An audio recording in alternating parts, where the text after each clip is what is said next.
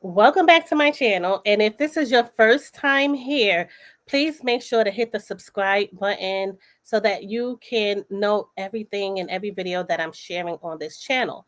So today we're talking about a story out of Birmingham, Alabama. This story is so horrific. And basically, when I read about this story, I had a feeling like in my gut, like, how could they think that this is proper business, and why do they think that they can do this? So basically, like I said, the shop is located in Birmingham, Alabama, and there was a woman who went to the shop to get her hair braided. So she contacted them before she went to the shop because, if you don't want any problems, the best thing to do is contact, the company or the shop beforehand so that you can, know what to expect. At least you want to know as much as possible before you either waste your money or go and, are dissatisfied about anything. So she goes to this shop and basically has the worst experience possible.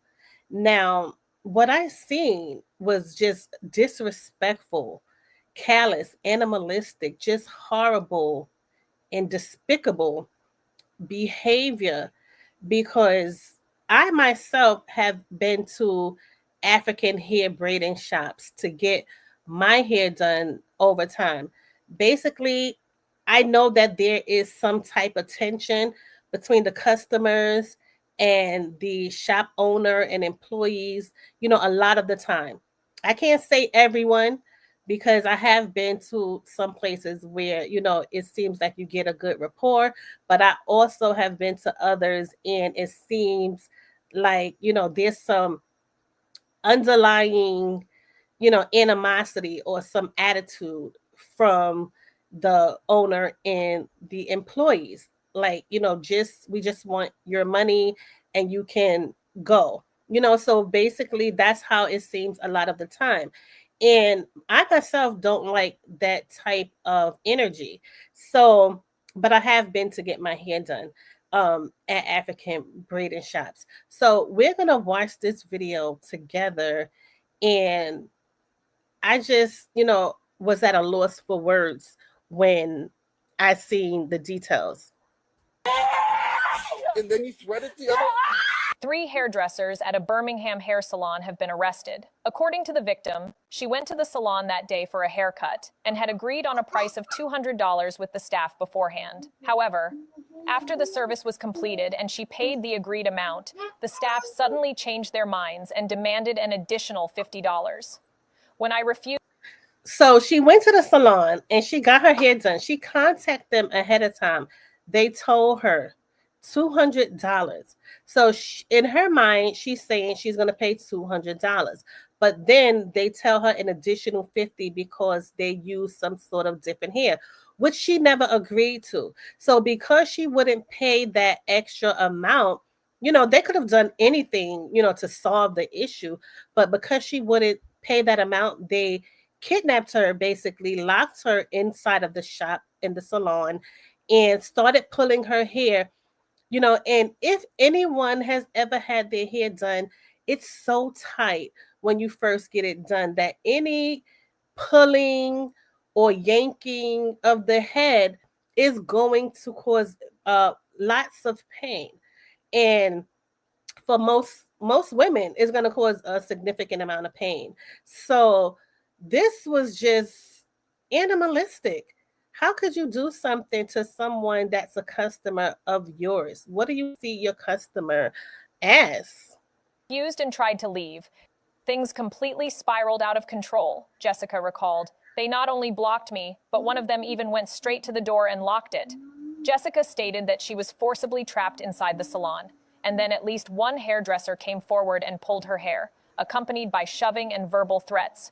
The two are now charged with third-degree assault and first-degree kidnapping. According to AL.com, Aisha and Julia are currently serving time on $500 bail. In recent times, ugly fights in hair salons over payment issues have become common. Another incident occurred in Baton Rouge, Louisiana, when a stylist tried to cut off an 1-year-old's braids after her mother refused to pay a late fee.